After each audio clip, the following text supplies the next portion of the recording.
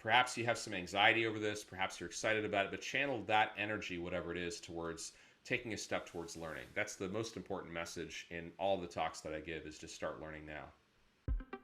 Welcome to Sidecar Sync, your weekly dose of innovation. If you're looking for the latest news, insights, and developments in the association world, especially those driven by artificial intelligence, you're in the right place. We cut through the noise to bring you the most relevant updates with a keen focus on how AI and other emerging technologies are shaping the future. No fluff, just facts and informed discussions. I'm Amith and Mallory, chairman of Blue Cypress, and I'm your host. Greetings, everybody, and welcome back to the Sidecar. We are really excited because we have a special two-part series, this podcast and the next episode, where we'll be talking about the fundamentals of AI. So we are going to be taking a brief detour from our usual format, where we talk about three contemporary topics at the intersection of AI and innovation, and of course, associations. And we're going to be talking specifically about the fundamentals of AI. Many of our listeners have told us that they would love to hear more of the basics. How do you get started with AI? But even before that, what are the fundamentals of AI? So we're going to dive into that here in part one. And next week in part two, we're going to go deeper into use cases of AI that are specifically relevant to associations. So can't wait to get that started. But before we do, let's pause for a moment to hear from our sponsor. Today's sponsor is Sidecar's AI Learning Hub. The AI Learning Hub is your go-to place to sharpen your AI skills and ensure you're keeping up with the latest in the AI space. When you purchase access to the AI Learning Hub, you get a library of on-demand AI lessons that are regularly updated to reflect what's new and the latest in the AI space. You also get access to live weekly office hours with AI experts. And finally, you get to join a community of fellow AI enthusiasts who are just as excited about learning about this emerging technology as you are. You can purchase 12-month access to the AI Learning Hub for $399. And if you want to get more information on that, you can go to sidecarglobal.com/hub. Welcome, everyone, to part one of the Fundamentals of AI episode. We are really excited to dive deep on exactly that, the fundamentals of AI. And then, like Amith mentioned in the next episode, getting into those practical use cases. I would say this is going to be a great episode that you can refer your friends to if they might be just dipping their toes into AI in the future. But I also think this will be a solid episode to refer back to if you are maybe more in that intermediate phase. I know for sure that I am going to learn some stuff in today's episode and in next week's episode. So keep in mind, I'm sure we'll be updating this episode in a few months because honestly, things change so fast, but feel free to refer back to this fundamentals episode at any point if you want a refresher on what AI is and how you can use it. So today in this episode, we will be talking about AI, what it is, core components of AI, different types of AI, and then talking about why it matters so much right now and talking about this exponential growth curve that we're on. So, first and foremost, an introduction to artificial intelligence. What is AI? We got to go right down there deep. So, Google says that AI is the theory and development of computer systems able to perform tasks that normally require human intelligence, such as visual perception, speech recognition, decision making, and translation between languages. I'm just now thinking, actually, maybe I should have asked ChatGPT what the definition of AI was. That could have been pretty funny. But I will say we like to use a slightly different, maybe a more simple definition of AI, and that is AI is the science of making machines smart. Now, this was said by Demis Hassabis, founder and CEO of DeepMind, which was acquired by Google in 2014. Amith, my first question for you, kind of simple, kind of difficult. What is AI and why does it matter? Well, the definition of what it is, the reason I like the quote that you just shared from Hassabis from DeepMind, which by the way, he's still at Google. He's leading their combined AI research efforts there and doing amazing work. I like the definition because it really signals to you that it's a moving target. The earlier definition that was very good and accurate and detailed will be out of date soon because the examples it's saying of, visual perception, speech recognition, translation between languages, up until a few years ago, those were science fiction and now they're science fact. And of course, the idea behind that definition is to say what would normally, quote unquote, require human intelligence That's really a moving target because AI is moving so quickly. So the idea of making machines simply smart is what you don't expect them to be able to do. And that's why I like that definition. Now, what it really is under the hood is a multitude of different technologies. AI is a field that actually goes back in time about 70 years. So, from when digital computers first started coming online, the ideas of artificial intelligence, they were almost immediately there, in terms of how to go about doing this. And of course, if you go back further in time, the ideas of thinking machines and robotics and in popular fiction has been around for generations before that. But as a scientific discipline, AI has existed in most people's definition for about 70 years. Now, the challenge was that many of the early theorists actually had some pretty good ideas, but they didn't have the equipment to do the work. It's kind of like people might have had the ideas for advanced microbiology concepts, but didn't have a microscope. In a similar vein, computer scientists back in the 50s and 60s, and even up until early part of this century, did not have the raw compute, did not have the data, did not have the raw capabilities to make the algorithms really work. So currently, AI and the explosion of capabilities that you're aware of, I'm sure, as a listener or viewer, a lot of them come from a technology called artificial neural networks. And we'll talk more about neural networks. But up until actually about 10 years ago, a lot of people were detractors from neural networks, saying the technology would never work. Actually, I should say more like 15 years ago. About 10 years ago, it was already blowing up. But 15 years ago, many people were still saying neural networks will never work. They're a great theoretical concept, and people were pursuing other ideas within the AI umbrella. So there's many other concepts, algorithms, and ideas, but neural networks are the fundamental building block of technology that powers AI today. So from my perspective, it is somewhat synonymous to say AI and neural networks are equivalent, but just understand that it's a broad field and there's many other techniques within AI that are not neural network based that can complement neural networks. Hmm. So that was going to be one of my follow-up questions. Is AI quote unquote new and how has it evolved over time? So it sounds like based on what you're saying, we had the ideas for a while. We just didn't have the equipment to carry those out. Yeah, the original ideas for neural networks go all the way back to mid last century. And then even back in the 80s, there were significant advances made with techniques like backpropagation, which is a technique with the neural networks that allow them to make sense of much larger, more complex data sets through multiple layers and a lot of other things we won't talk about here. So there's been progress happening from a scientific perspective for years and years and years, but we've kind of had this convergence where about a decade ago, a little bit longer than that, there was the confluence of data, compute, and the data came from network access, but the network access itself was a very valuable resource for AI.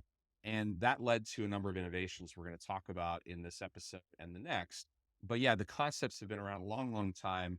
The idea and why it's so powerful to really get back to why it matters for associations and nonprofits, Mallory, is it's why it matters for everyone, which is if you can make intellect and fundamentally the idea of reasoning, something computers can do, then that capability opens up the doors to prosperity for people who really haven't had a chance to experience the developed world. That's exciting to, kind of level the playing field. It's exciting to think about how nonprofits and associations can harness AI to advance their missions. And of course, in the commercial world, there's tons of opportunities for growing businesses. I think AI, it will basically affect every corner of life, not just business. In what ways does AI mimic human intelligence and in what ways does it differ from human cognition? The basic concept of a neural network is similar to the way biological neural networks work. So, an artificial neural network is something that is constructed in a similar fashion. It's very much taking cues from biology. And the idea is essentially you have neurons, and these neurons are connected to each other. And neurons are at a very, very granular level, essentially capable of signaling based upon different inputs. So you pass inputs through a neural network and different things happen. Now, if you think about like systems in any biological environment, you have these layers of neural networks that build up and you have, things like vision, for example, which is a very complex phenomenon when you think about it from the top down. It works in a similar fashion. So artificial neural networks have been heavily inspired by biological neural networks. Of course, the scale of data artificial neural networks can be trained on is quite different now. It used to be that we would say in the field that, artificial neural networks will never get anywhere close to not even a human, but like even in other animals. And then all of a sudden there was this explosion where now artificial neural networks, pretty much all of them, are trained on far broader sets of data. It doesn't mean they're smarter yet, but it means that they have a bigger training set. So it's different.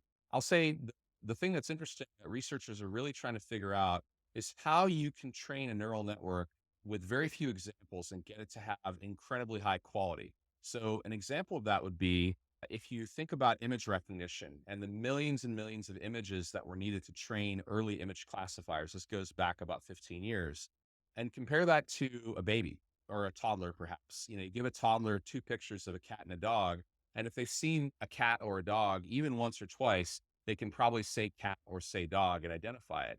So how does that work? It's not necessarily a mystery of science as much as it is there's definitely mysteries there, but it's an area of engineering and an area of computer science that we're still trying to figure out how to mimic that type of really rapid learning from a small data set, because it's kind of crazy how much data you need to train a computer to be really good.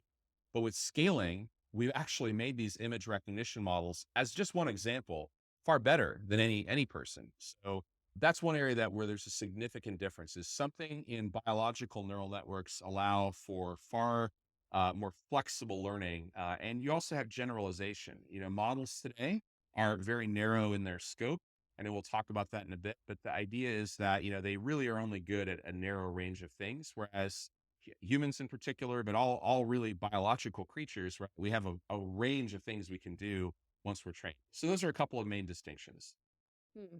Okay, so in the way that a neuron in your brain fires a message to the next neuron, you can think of a neural network, which you said could be synonymous with AI at this point, as sending a message, quote unquote, from one neuron to the next. Are they called neurons? Is Yeah, what? they're still Okay. called neurons, and the idea basically is there's signals that are propagating up and down in the network. So, for example, the lowest layers of a neural network might be doing very basic things, like in the context of image recognition, their role might be something along the lines of simply detecting edges or rough boundaries of shapes in an object or in a picture, I should say. And then the next layer up might take into account something like color. The next layer above that might take into account other things. And so these networks basically propagate and back propagate these signals in order to basically identify things. And I'm using a very simple example. Ultimately, all of the neural networks share this in common. So yes, it's a similar concept. Okay. And the AI we have right now is not thinking or reasoning. Is that right? That's right. And, the concept of thinking, of course, I think 100 years from now, philosophers will get to argue about whether or not machines are truly thinking. As far as their reasoning skills are concerned, our current state of the art AI as of, early 2024 is not able to reason. It is able to simulate reasoning, and it's quite good at certain types of reasoning problems, but it's not truly reasoning. And that's an interesting conversation is if it's simulating reasoning and it's pretty good at a lot of problems, doesn't even matter that it's not truly reasoning. But the short version of the story is right now, anything truly complex that requires step by step analytical skills, breaking a problem down into smaller chunks, possibly branching off in different directions, depending on the nature of the problem and the sub problems. Current AI does not do that. That is going to change very rapidly, but at the moment, AI does not reason. As to whether it will eventually think, that's a question for someone far more skilled in philosophy than I am. Right. Maybe in a couple editions of this episode, in a few Yeah, we'll years, get maybe we'll somebody on. cover that. That'd be a great So, thing for a special guest. exactly. Diving into more of the core component of AI. At the heart of AI, we have algorithms, data, and computing power. So, algorithms are the instructions or rules that guide AI to make decisions or predictions. Data, which AI algorithms learn from, can be anything from images and text to more complex information. This data trains the AI to recognize pattern and make informed decisions. Computing power is essential for processing large data sets and running complex algorithms efficiently. Together, these components enable AI systems to perform tasks that usually require human intelligence, like understanding natural language, recognizing objects in images, and making predictions based on data. Now, going one step further into that, at AI's core, Machine learning and natural language processing stand out as crucial components as well. Machine learning, and often you'll see this listed as ML, enables AI to learn from data, improving its performance over time without being explicitly programmed for each and every single task. It's the backbone of AI's ability to make predictions and decisions. Natural language processing, or NLP, on the other hand, allows AI to understand and generate human language, enabling interactions between computers and humans that feel natural, or at least feel natural to us as humans. Amith, can you explain the role of machine learning in AI and how that differs from traditional programming? Sure. I think for purposes of our audience here, machine learning and deep learning and AI and neural networks, they all kind of overlap a little bit, and that's okay. You don't need to really be able to distinguish them. And truthfully, even within the field, there is a lot of overlap between all of those terms. But the main difference between traditional programming and all of these AI categories is the idea that the machine isn't being told specifically what to do. So in traditional computer programming, you have a goal and you like whatever that is. I might write a program that says, hey, I'm going to take a document and I'm going to open it up and I'm going to read the contents of that document. And then I'm going to, let's say, break it up into chunks for whatever reason, right? So there's some process. I decided I wanted to write a program to do that, or a program that processes an order, processes a credit card. Every one of these programs, whether they're as complex as an operating system or as simple as a very, very basic program, they all have a set of rules. And these rules are codified by software developers or programmers. So a programmer will say, okay, well, this is what my goal is. And they'll take the problem and start breaking it up into smaller and smaller chunks. And then eventually they'll say, okay, well, basically I have to write the code essentially that has these particular rules written into the code. So you're coding the specific rules and objective of your software. And so that's how traditional programming has worked for a long, long time.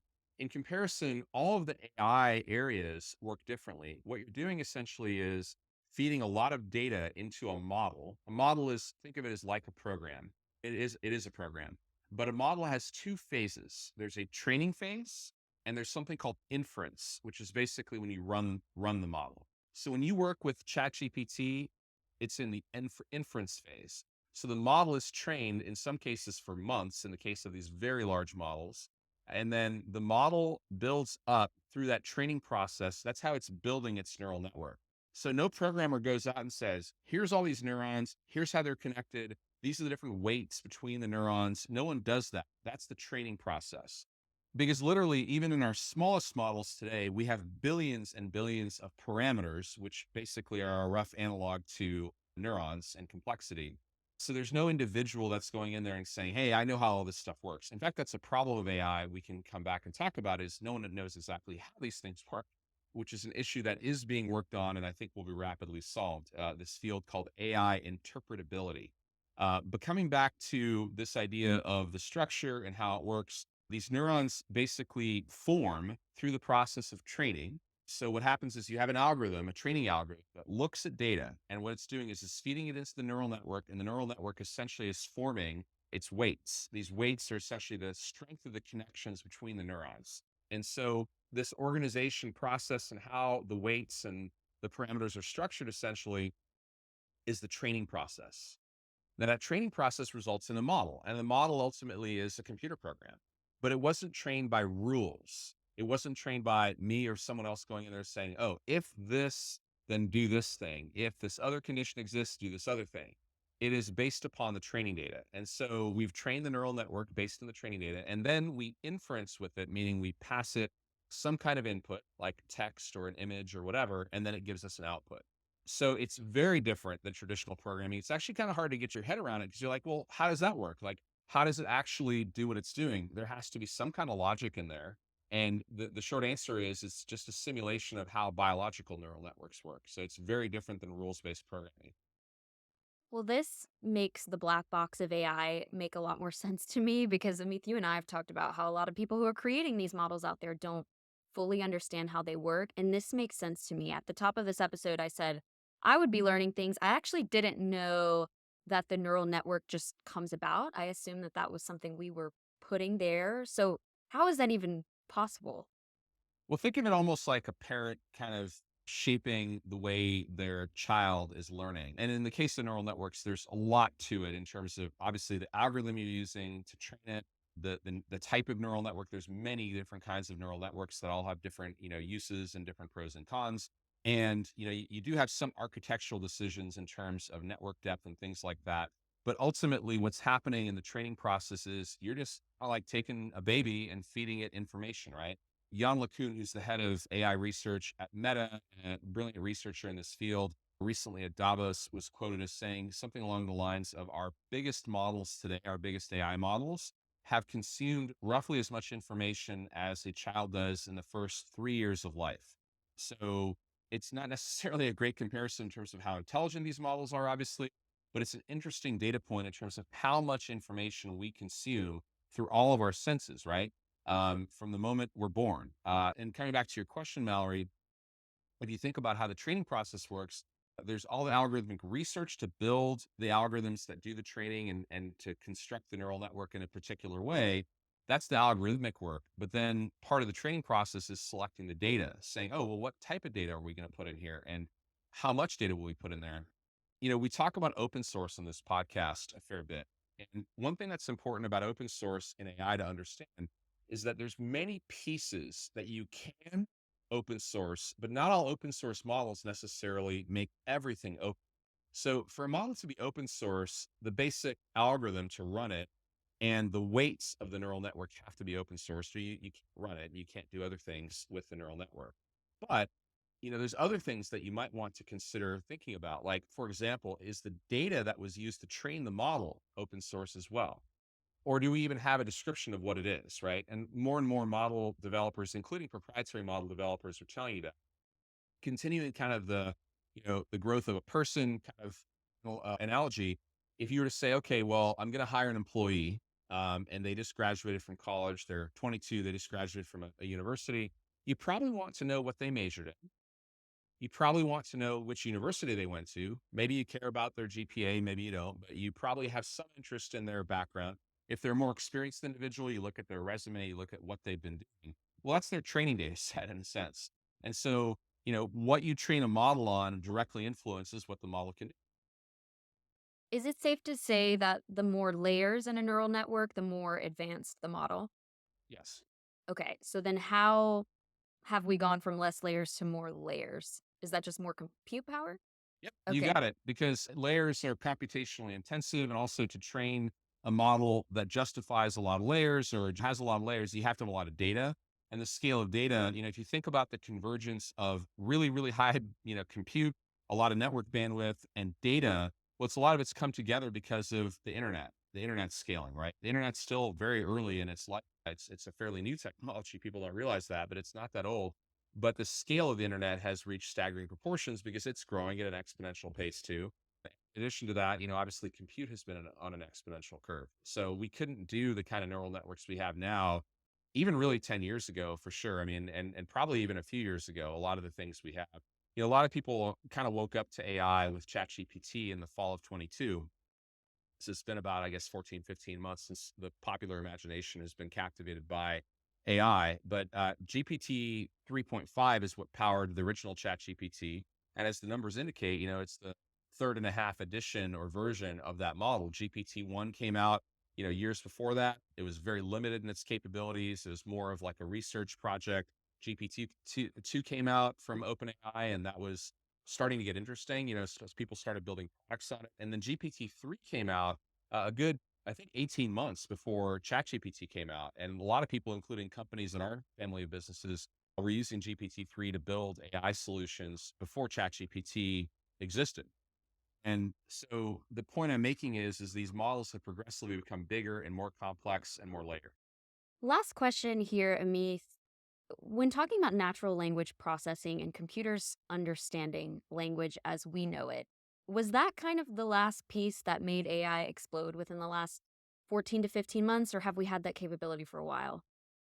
Well, true natural language understanding and comprehension is a fairly recent thing, so I think we're going to talk a little bit later in this podcast about exponential curves and maybe share a chart or two that depict the progression of natural language processing through reading comprehension and When we think about what that means, it's kind of a stunning advance, actually. And that's why people are freaking out so much is that computers can interact with you in the language that you speak rather than requiring you to go and learn a computer language or to learn how to use a particular type of program. You can just interact with computers through language. So, yes, that's definitely the piece it's kind of like the killer app for AI, so to speak, because what it does is it makes it accessible for everyone. Anyone can interact with an AI because the AI is able to interact with you.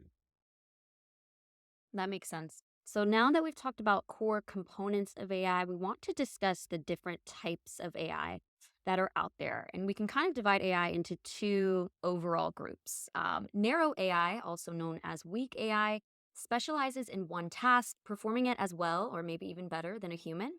Examples include chatbots, recommendation systems, and image recognition software. This type of AI operates under a set of constraints and doesn't possess consciousness or self awareness. General AI, or strong AI, also known as artificial general intelligence, AGI, lots of eyes there, remains a theoretical concept. It would have the ability to understand, learn, and apply its intelligence across a wide range of tasks, mimicking human cognitive abilities. Unlike narrow AI, general AI would possess self awareness, problem solving, and reasoning capabilities across diverse domains without being explicitly programmed for each task. Now, those are kind of the two overarching groups, but I also want to talk about generative AI, which is, I feel like, a subset of AI that's gotten a lot of press within the last 14 or 15 months, as Amith mentioned. It focuses on content creation and it can be classified under both weak AI for its specialized applications and strong AI potential for its advanced learning and generative capabilities. Generative AI is designed to generate new data resembling the training set, including text, images, and video, as we talked about last week in our episode. It's a really versatile tool in AI research and application, and while primarily used for specific tasks, aligning with weak AI's definition, its capabilities hint at moving toward more generalized AI systems. Amith, would you say that most of the tools we have access to right now fall under narrow AI? The short answer is yes. The longer answer is much like the definition we shared early on about what is AI making machines smart, what is a narrow AI or weak AI versus what is strong AI or general AI is also a bit of a moving target.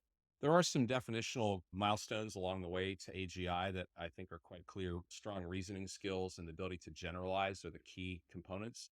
But yeah, right now it's definitely we're not AGI yet. And there's a lot of speculation, obviously, about like how long it'll take to get there and will we get there and all those kinds of interesting questions. I think we can come back to that at some point. But ultimately, to answer your question, yes, what we have right now is weak AI. And put another way, it is the worst AI that you will ever use because the AI keeps getting better and better, literally on a weekly basis. So it is definitely a stepping stone. This is not the end product that you're going to end up with. And by the way, because of that statement, I've often been asked this question. Well, if that's the case, why even bother starting now if we know that it's going to get way better really soon? It's a reasonable point. However, the biggest problem with that thinking is that it's an issue about you. It's not an issue about the AI. And what I mean by that is you need to start learning the AI, even if you're starting out with basic, simple, weak, narrow, whatever term you want to use. It's just today's current 2024 AI is pretty powerful, but it's not the ultimate AI. But if you don't start learning it now, you're going to have a problem learning the more complex, more powerful AIs that are coming. Now, will those AIs be smart enough to just figure out that you don't know how to use them that well and help you? Yes, they will, but you're putting yourself at a disadvantage if you just kind of sit on the sidelines. So I think that was a reasonable thing to say maybe in 2015, maybe in 2020. But in the last few years, I think you need to get off the sidelines and start to play ball, even if you're playing Nerf ball for now, because that's what you have is the current AI we have, or is not something that you'd play at the professional level with. But it is something that I think people need to get familiar with and need to get comfortable with now. That's my very long-winded answer to say yes, the current AI is very much narrow or specific use cases. And I think if you extrapolate that example you just gave to kind of any other technology, let's use cell phones, for example. If someone it was like, I'm not going to use this flip phone or this Blackberry because I know it's going to be better one day. They probably would have been at a disadvantage, when iPhones came out and they had never used a cell phone in their life. But I'm sure you can kind of apply that across the board. I do think it's overwhelming, and especially when we're about to talk about this exponential curve that we're on, to think of how quickly things are moving and how it almost feels impossible to keep up with it. But at the same time, I don't know if that's a reason not to engage. That's the reason you need to engage, because you got to start learning a little bit at a time. We are amazing, creatures, so to speak, as a species, right? We can do so much, and we're highly adaptable, and we're able to generalize and reason, and we have a capacity for art and so many wonderful things. But we work at a linear pace. Our species is linear in how we think and how we adapt, how we evolve. That's not the way AI works. So you need to jump on this stuff. Even those of us that are spending a lot of our time on AI keep up with everything that's going on. We are overwhelmed, so don't feel bad about that. Perhaps you have some anxiety over this, perhaps you're excited about it, but channel that energy, whatever it is, towards taking a step towards learning. That's the most important message in all the talks that I give, is just start learning now. Mhm. You mentioned that narrow AI is, in a way, a step to strong AI or artificial general intelligence, AGI. So does that mean once we have AGI, that narrow AI will just cease to exist? No, I don't think so. There are already examples where, while it's not what I'd call AGI, we have these broader models like OpenAI's ChatGPT, Google's Gemini, Anthropic's Claude. And these broader models are capable of doing a wide array of different things. In fact, we're not even sure everything that they can do, right? You learn it by example and see what they can and can't do, but they're able to do a wide range of things. Are they perfect at any of those things? Really not. They're good at a lot, but it's kind of like generalists versus specialists in life, where, you might have a Honda Civic and you might need to have the oil change. You just go to Jiffy Lube. But if you have a specialty car of some sort, you might not want to go to Jiffy Lube. You might want to go to someone who knows that particular vehicle really well. And so specialists exist in our world, and they're going to exist in AI. So to give you a more useful example, you might have specialist AIs that do things like recommendation engines. And that's actually not generative AI. Recommendation engines fall into the category of predictive AI, and they've been around a long, long time. And you can use both, right? You might use a recommendation engine along with the content generator. So you might recommend content for your audience in your website, and then you might use a state of the art generative model to summarize that content. You might also have other models that are specifically tuned on particular things like customer service or within your professional domain as an associations. I think that there will be different levels of AI for different kinds of things, and you'll mix them together. Another way to think of it is, imagine the AGI is kind of like the aircraft carrier. It's this massive hulking thing. It can project power. It can do unbelievable things, right? But that doesn't mean you need the aircraft carrier to go to the grocery store. You might just want a small boat that can quickly get there nimbly. And AI models are somewhat similar in that, there's a cost factor, but there's also a speed of execution factor. Narrow and small models are incredibly fast. They're essentially instant, whereas these big models take a little bit of time to run, and they're super compute and energy intensive, which makes them costly. That makes sense. Well, if you've gotten to this part of the episode, I'm hoping you've learned at least one thing, probably many things about AI, but you might be sitting here listening or watching if you're on YouTube thinking, why does this matter to me? Why does this matter to me professionally as someone who works for an association or nonprofit?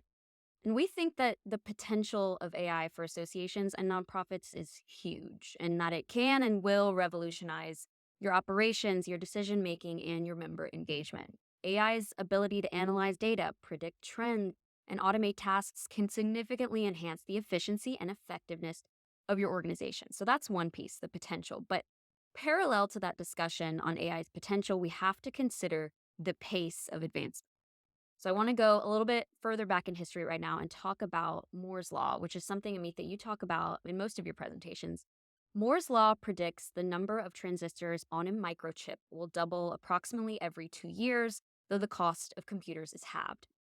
Moore's Law implies that as technology advances, the capabilities of digital devices increase dramatically while the cost decreases, enabling more widespread access to powerful technology. So you might think that that sounds impressive, but consider that AI computational power is on a 6-month doubling curve. Or actually, we might even be talking about less at this point, Amith. We are in a period of exponential growth, which is why we've got to engage with these technologies now so we can harness them and leverage them for your organization's own growth and impact. Amith, I know you like to talk a lot about this exponential curve that we're on, exponential growth. Why is this so essential to consider when talking about AI for associations and nonprofits?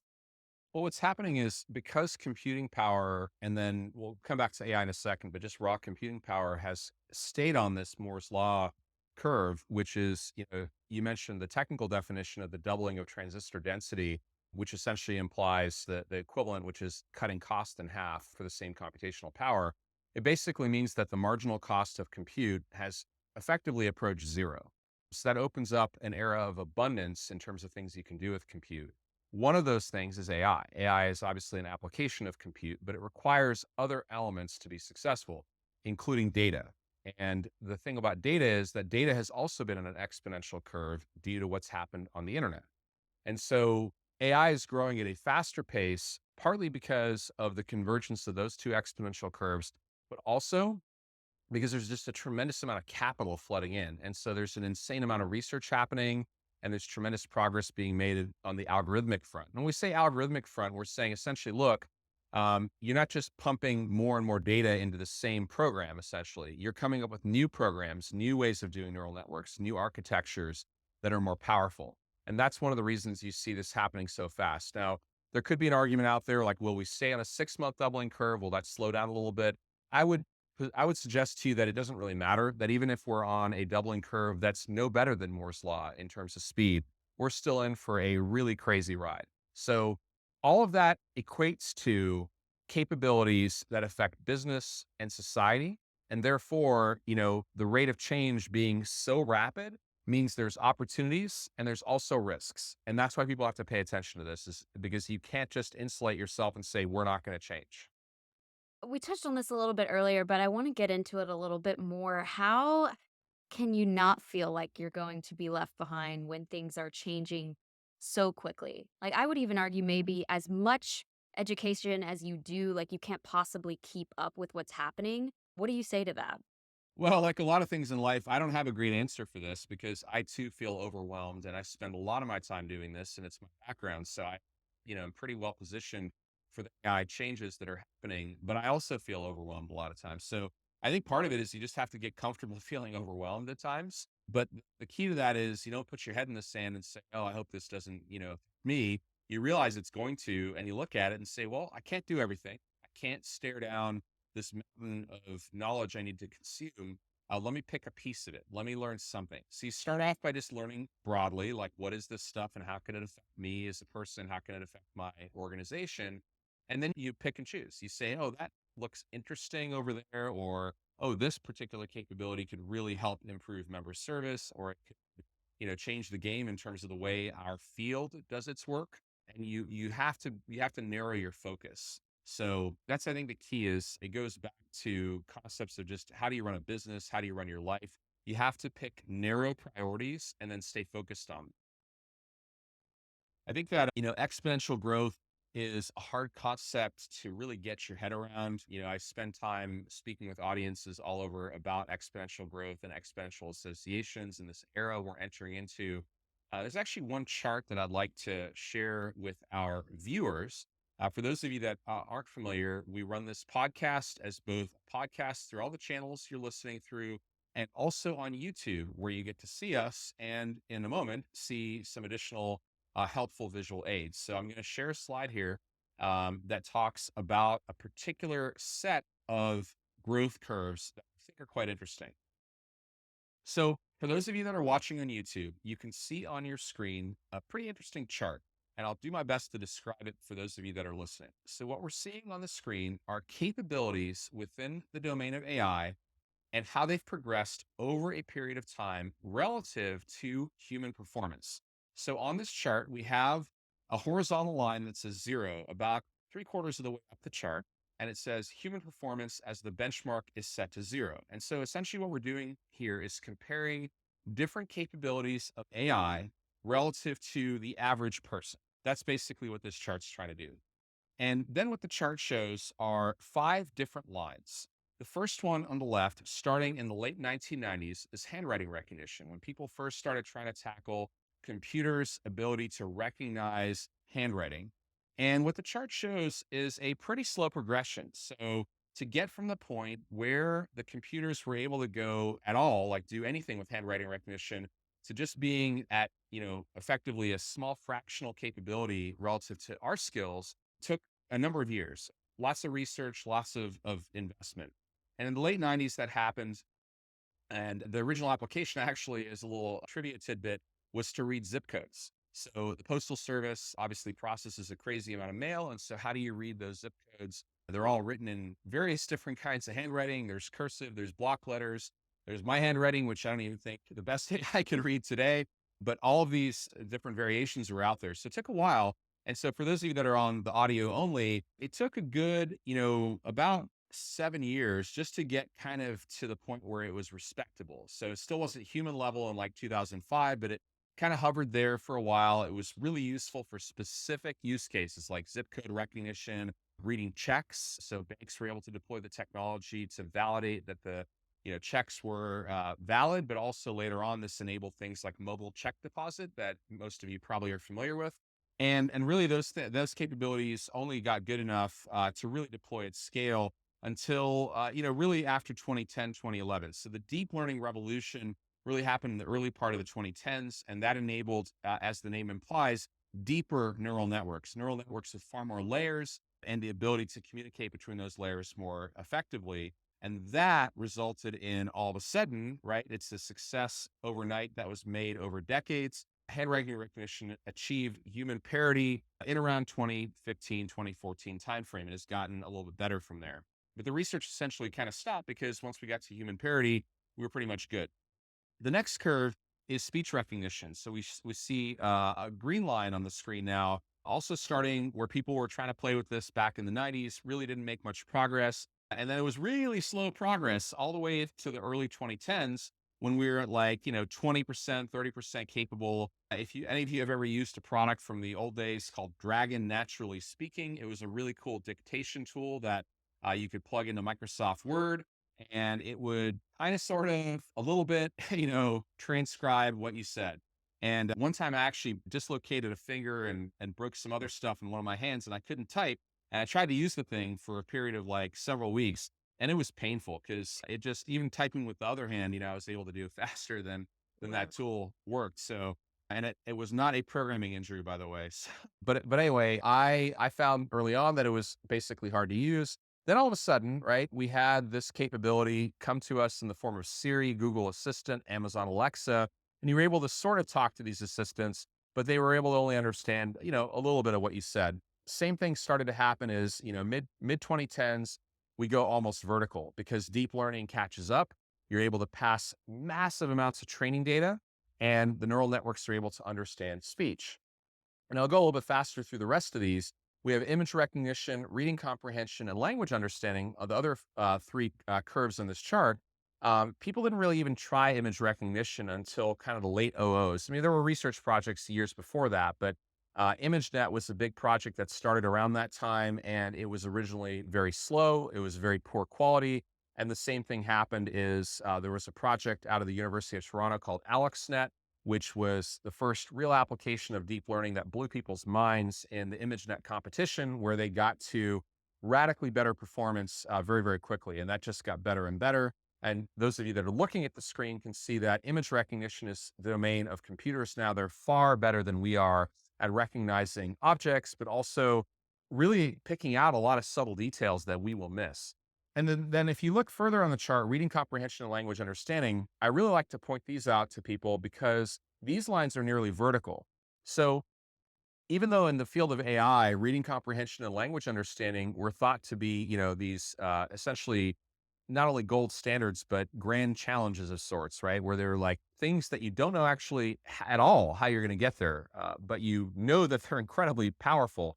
I remember when we started Rasa.io about 7 years ago, which is our AI newsletter platform. Rasa primarily, or really initially, only leaned on predictive AI. So Rasa used predictive AI to predict what people would be interested in and then provide a personalized newsletter. And for years, that was just the predictive AI was great, but our grand vision for Rasa was to actually summarize all that content to say, oh, Mallory, if I send you 5 articles that are different from the 5 articles I get, that's cool. That's like a good start. That's what predictive AI did for Rasa from the early days. But what if we could summarize all those articles for you so that you have 200 words that tells you everything you need to know? And generative AI can do that, but that requires reading comprehension and language understanding.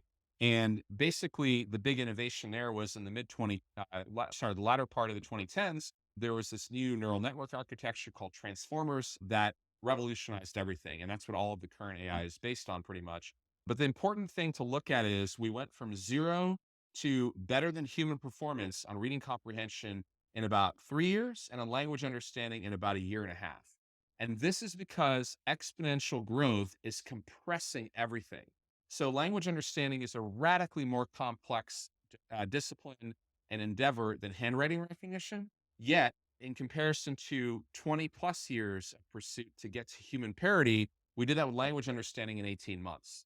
That should blow your minds, because that also means further capabilities that are far beyond any of this are coming to you fast, whether you like it or not. I would highly encourage all of you to check this out on YouTube because just seeing the straight line when you're looking at a graph, right, with years of time spanned over it, and then you see a straight line going up, it's pretty wild. And honestly, I mean, I've seen this graph several times, but what I haven't really paid attention to is the surpassing human capabilities part. And that is really neat. And I'm assuming is just going to continue surpassing it. Yeah, and I think what's the limit in terms of performance in an area like language understanding and reading comprehension? We don't know is the short answer, because we're humans, and so even the best of us have a certain capability set. And actually, the question is like, will there be emergent things that we learn about language that we don't know that are really interesting from a research perspective in those domains? That could be a fascinating thing to study. But beyond that, the question is also, well, even if it doesn't get better, if it's already 20% better than the average human, what happens when the cost becomes basically free? And so that's part of it, is that language understanding at the highest levels right now is still somewhat expensive. It's fairly available, but if you think about GPT-4, Google's Gemini Ultra, Anthropic's Claude, that's where you see the examples of the best level of language understanding today. And those models are all fairly slow, and they're fairly expensive to use at scale. But that's all going to change. So imagine if you had instantaneous access to GPT-4 and it was basically free. And that's the thing you have to plan for, because we'll be there in 18 months or less. Well, there you have it, folks. That's the exponential condensing of exponential curves that we're on right now that makes this stuff so important. I hope you all have enjoyed today's episode, part 1 of the Fundamentals of AI episode. Reminder, next week we're going into practical application. So hopefully you learned a lot about the building blocks of AI in this episode, but if you want to learn how to use it and what next steps you can take, check out our episode next week. Amith, I'll see you then. See you then. Thanks for tuning into Sidecar Sync this week. Looking to dive deeper? Download your free copy of our new book, Ascend, Unlocking the Power of AI for Associations, at ascendbook.org. It's packed with insights to power your association's journey with AI. And remember, Sidecar is here with more resources, from webinars to boot camps, to help you stay ahead in the association world. We'll catch you in the next episode. Until then, keep learning, keep growing, and keep disrupting.